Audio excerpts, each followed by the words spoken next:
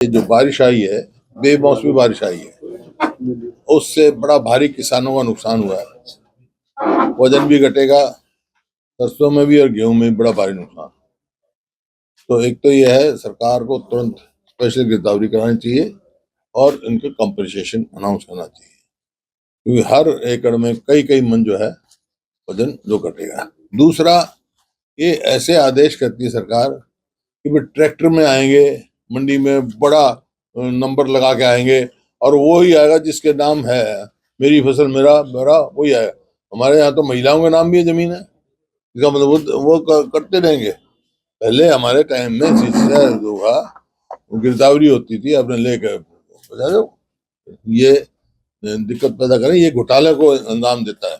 जैसे धान की खरीद में घोटाला हुआ, अब आलू की खरीद में घोटाला हुआ। 50 पैसे किलो किसान मजबूर हुआ आलू बेचने के लिए, और फिर बाद में जो है महंगा बिक जाता है, किसान को मार पड़ती है उसके ये तो है। और कानून व्यवस्था की जो है पोजीशन बिल्कुल खराब हुई। रोज रोज जो है ऐसी रिपोर्टें आती हैं जो कानून व्यवस्था बिल्कुल चरमरा गई है। पूरे देश में आज सबसे ज्यादा असुरक्षित प्रदेश है 33 पॉइंट से, ये मतलब होम मिनिस्ट्री की सर्वे है, उसमें मतलब हरियाणा है सबसे ज्यादा। हरियाणा की परिस्थिति क्या है आज मैं बताना चाहता हूँ आपको। अरे मेरा चश्मा कहाँ गया। ईज ऑफ डूइंग बिजनेस में 16-17 में देश में तीसरे नंबर पे था हरियाणा। आज देश के 14वें बड़े में हो गया, 14वें नंबर पे आ गया बड़े राज्य में। केंद्र सरकार के स्पेशल प्रोग्रेसिव इंडेक्स के अनुसार 33 पॉइंट के साथ हरियाणा सबसे ज्यादा असुरक्षित प्रदेश। इसी प्रकार से इंडिया जस्टिस रिपोर्ट के अनुसार पिछले 5 साल में हरियाणा पुलिस की रैंकिंग जो है 14वें से 14 पहले थी 8वें पे, 8वें से अब 14वें पहुंच गई। और हैप्पीनेस इंडेक्स में हरियाणा 16वें नंबर पर है। ये सब इनकी रिपोर्ट की बता रहे हो, केंद्र सरकार की रिपोर्टें हैं। State of on performance based indicator में हरियाणा 11वें स्थान पर है। 2025-26 की मिनिस्ट्री की रिपोर्ट है, ये रूरल डेवलपमेंट की, 11वें स्थान पर है। नीति आयोग की एसडीजी रिपोर्ट में तो 2024 के अनुसार 23-24 के अनुसार देश हरियाणा 14वें नंबर पे पहुंचा हुआ है। नीति आयोग के अनुसार फिजिकल हेल्थ इंडेक्स में हरियाणा 18 राज्यों में से 14वें नंबर पर पहुंचा हुआ है। वही भी देख लो, एनसीआरबी की रिपोर्ट के अनुसार पिछले 3 साल में भ्रष्टाचार 187% मामले बढ़े हैं।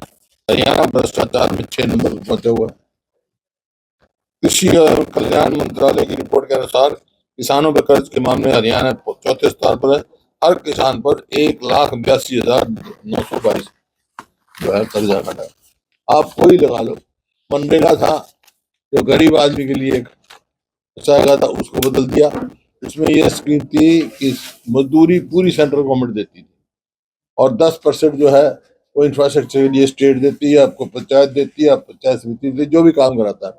अब 60-40 का करके वो स्कीम ही खत्म कर दी। तो 10% में ही पिछले साल में कोई 8 लाख के करीब जो है रजिस्टर्ड वर्कर हैं मनरेगा के हरियाणा में। पिछले साल उन्होंने कुल 2100 आदमियों को 100 दिन का रोजगार दिया। जब रोजगार नहीं देते तो कंपनसेशन का प्रावधान होता है। पिछले 5 साल में एक आदमी को भी कंपनसेशन नहीं दिया। तो किसान, गरीब आदमी, मजदूर, व्यापारी कानून डरे हुए हैं। सुरक्षा चाहता है व्यापारी, तो कोई भी इंडस्ट्रीज होगा, व्यापारी होगा, सुरक्षा चाहता है, वो सुरक्षा नहीं दे पा रहे, असुरक्षित प्रदेश। तो ऐसा माहौल कर दिया है हरियाणा में जैसे सरकार नाम की चीज ही कोई नहीं। किस काम में लगे हुए हैं पता नहीं, एक के बाद एक घोटाले की लिस्ट पूरी बनी हुई है। आपको ये सब घोटाले, सब घोटाले। 23 मतलब इस सरकार के आने के बाद 23 और 33 घोटाले जगह हो चुके हैं। इनमें एसआईटी बना देते हैं मोस्ट ऑफ देम में, लेकिन उसकी रिपोर्ट नहीं आती। आज घोटाला होता क्यों नहीं? 50 सारे किसान तो चले जाते हैं, फिर 52 उसको देते हैं कुछ रुपए, वो बीच में खाए जाते हैं। घोटाला है, एसआईटी बिठाएं, या सीबीआई को दें इंक्वायरी, हम साबित करेंगे। पिपली मंडी में जाके देखो, ये तो कहते हैं दान में भी कोई घोटाला नहीं। दान पे गाज किस पे गिर रही है? छोटे कर्मचारियों पे, जो किंग पिन है घोटाले, उनकी तो कोई पूछता ही नहीं। एसआईटी की रिपोर्ट नहीं आती। सर, आपने कहा कि गैस की किल्लत नहीं है तो फिर लाइन क्यों लग रही है, लेकिन सरकार के पास इसका कोई जवाब नहीं।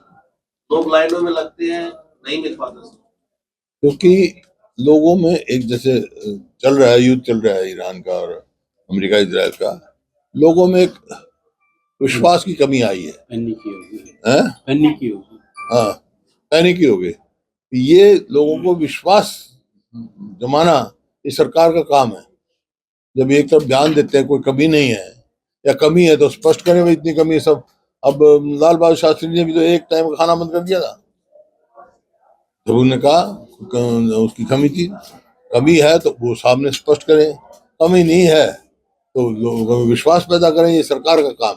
तो आपको क्या लगता है कि तथ्य छुपाए जा रहे हैं क्योंकि पीछे से कुदरती बात है। जब देखते हैं वो सरकार एक तरफ कहती है कमी कोई नहीं है, फिर लंबी लाइन लगी हुई है, क्यों? पैनिक फैला हुआ है। इसको दूर करने की किसकी जिम्मेवारी है? सरकार की है। हमने अंडर सेक्शन 84 राइट है मेंबर का कि किसी बात पे जो जनहित का कोई मुद्दा है उसके ऊपर नोटिस देते, मैंडेटरी डिस्कशन होना चाहिए। कोई नहीं करा। मैंने गैस की एजेंसी पे दिया था, एलपीजी गैस का। डॉक्टर साहब ने दिया था। स्टेटस बताओ आप। प्रदेश की हाउस वाइफ की माइंड में एक पैनिकी है due to the raising of price and the shortage of the gas. कोई डिस्कशन नहीं हुआ। लेकिन सर कई स्टेट में चुनाव है, कहीं ना कहीं उसको देखते हुए भी तथ्य छुपाए जा रहे हैं, ऐसा भी संभव है? भाई तथ्य तो आप प्रत्यक्ष और प्रमाणिक जरूरत नहीं ना, रोज बयान पढ़ रहे हैं कमी कोई नहीं है, फिर क्यों लाइन लंबी लगी हुई है? जब ये इसमें 84 में रूल 84 में दिया हमने तो क्यों नहीं उसको डिस्कशन किया हरियाणा में? ऐसी स्थिति रही तो आने वाले दिनों में खाद की किल्लत भी होगी। है ऐसी स्थिति रही तो हाँ, खाद की कमी आएगी। पहले भी थी और फिर को कमी होगी और कीमत भी बढ़ेगी। किसान की आमदनी दुगनी करने की बात कर रहे थे, आमदनी तो कहाँ, लागत ही लागत दुगनी करी है। पहले लाइन लगती थी खादों के लिए, किसानों को खाद नहीं मिलता था, लाइन लगती थी, फिर बिके। और एलपीजी ब्लैक में भी बिकी है, गैस ब्लैक में भी बिकी है भाई, सिलेंडर पे। सर कई जगह से खबरें आ रही है कि जो फैक्ट्री में काम करने वाले मजदूर हैं वो पलायन कर रहे हैं गैस की किल्लत को लेकर, ऐसे तो चरमरा जाएगी। हाँ, तो ऐसे बोझ में कह रहा हूँ, ये काम लोगों में विश्वास कायम करना सरकार का काम है ताकि ऐसे पैनिक ना फैले। कल कुलदीप वक्त से आपकी मुलाकात हुई थी, क्या बात? रोज ही मुलाकात होती है मेरे साथ विधायक है, कोई नई बात थोड़ी है। तो नाराजगी चल रही थी? कोई नाराजगी नहीं थी, कोई नाराजगी नहीं थी, ना उसको ना हमारे को क्या नाराजगी। ये सारी बनाई हुई कहानियां हैं, क्या करें, बनाए जाओ और कोई काम नहीं पा। लेकिन उन्होंने कुछ प्रेस कॉन्फ्रेंस करके ये कहा था कि मैं कांग्रेस से गुस्सा हूं, और गुस्सा तो मैं भी हूँ, इससे क्या मतलब? उन्होंने क्या था, कोई नाराजगी है? गुस्सा तो मेरे तेरे पे भी आ जाएगा, फिर क्या करेंगे, नाराज हो गए?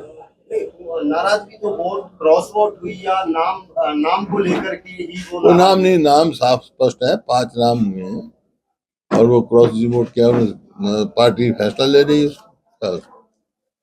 उनको कोई वो नहीं। सर इस चुनाव में राज्यसभा का चुनाव हुआ, इसमें जमकर खरीद हुई सरकार की तरफ से, जमकर खरीद हुई किसकी तरफ से? उनसे पूछो जिन्हें क्रॉस वोटिंग की है, मेरे क्या मालूम।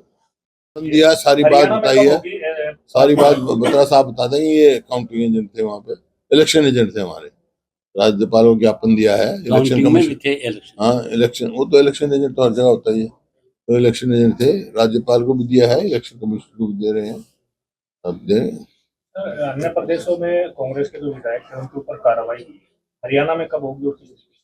क्या हुई तो होते ही है, नोटिस दिए हैं, जो आप आएंगे वो उसका प्रक्रिया होती है, कोई निष्कासित किया गया जो भी, वो तो पार्टी हाईकमांड फैसला करेंगे। इनेलो के विधायक यहाँ पहुंचे थे सर, उन्होंने कहा कि हमने तो कार्यकर्ताओं से पूछ कर ये फैसला लिया था कि हम वोट देंगे। किससे पूछे? कितने बजे लिया भाई?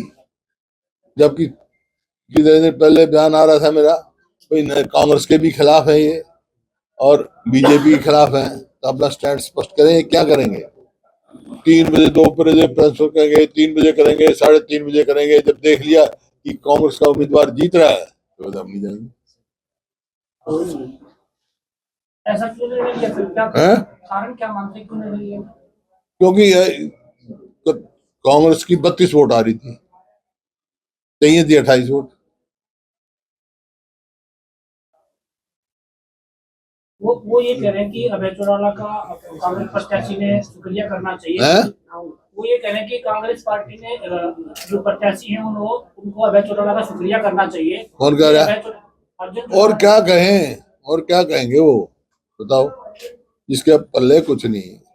एक इनेलो का हमने कहा, हमने कभी ये नहीं कहा तीसरे आदमी खरीद हो, एक ही वोट की तरह तो होनी चाहिए ना। 2012 में भी और 2012 में भी 2014 में भी एक एक इनेलो का बनाया, दोनों बैकवर्ड क्लास से। एक बार रणवीर गंगवा और एक बार ब्लेम तो आप पे लगा, एक राम कुमार कश्यप। हमने ये बनाया कि न्यूमेरिकल स्ट्रेंथ उनकी बनती है, कुछ बेसिक असूल होते हैं, नॉर्म होते हैं। हमेशा विपक्ष के ही वोट कैंसिल होते हैं। हैं? विपक्ष कोई कार्रवाई नहीं करता इसके ऊपर। विपक्ष से कौन सा वोट गया? अब ये देखो ना, अब 4 आपके कैंसिल हुए हैं, पता नहीं है कैंसिल नहीं, अब मैं बता रहा हूँ भाई, यार तुम्हें बैठे हो आप, बहस की बात नहीं होती। जब कह रहे हैं भाई हमारे वैलिड वोट से जबरदस्ती कैंसिल किया, कहानी खत्म।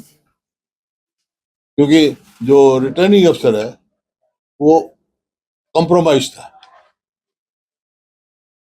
सरदार जी पूछ रहे हैं। वो तो मैं तो दामा सारे ब्लेम तो आप पे लगाते हैं, बोले हुड्डा साहब दिए सारी। क्या ब्लेम जो आप पे लगता है ना, किस बात का इसका? बोला 2016 का, 2016 मारा क्या कांग्रेस का कैंडिडेट ही नहीं था कोई। कांग्रेस का कौन सा कैंडिडेट था 2016 में? तो उसको आप सपोर्ट तो करेंगे? कुछ कर रहे होंगे, लेकिन हमारा तो कोई वास्ता नहीं उसमें। उसमें भी यही करा इनने, उस टाइम भी यही करा, खेल खेला इनने आज दिन को। हाँ, 2022 में ये था कि हमारे 31 वोट थे, इसमें कोई दो राय नहीं। कुलदीप बिश्नोई ने पहले कह दिया था मैं नहीं दूंगा, एक वोट हुआ। चलिए वो पता, आप देख लेना नतीजा क्या, कौन गया कौन नहीं गया, कहने की जरूरत नहीं मेरे को। 29 वोट आई हमारी। प्रेस कॉन्फ्रेंस करके 20 करोड़ रुपए की जो बात की जा रही है वो किसने करी है? अभय चौटाला कह रहे कि 20 हैं? अभय चौटाला कह रहे कि 20 करोड़ रुपए की बोली लगी है। पर उनको पता, उन्हें गिनती करी होगी।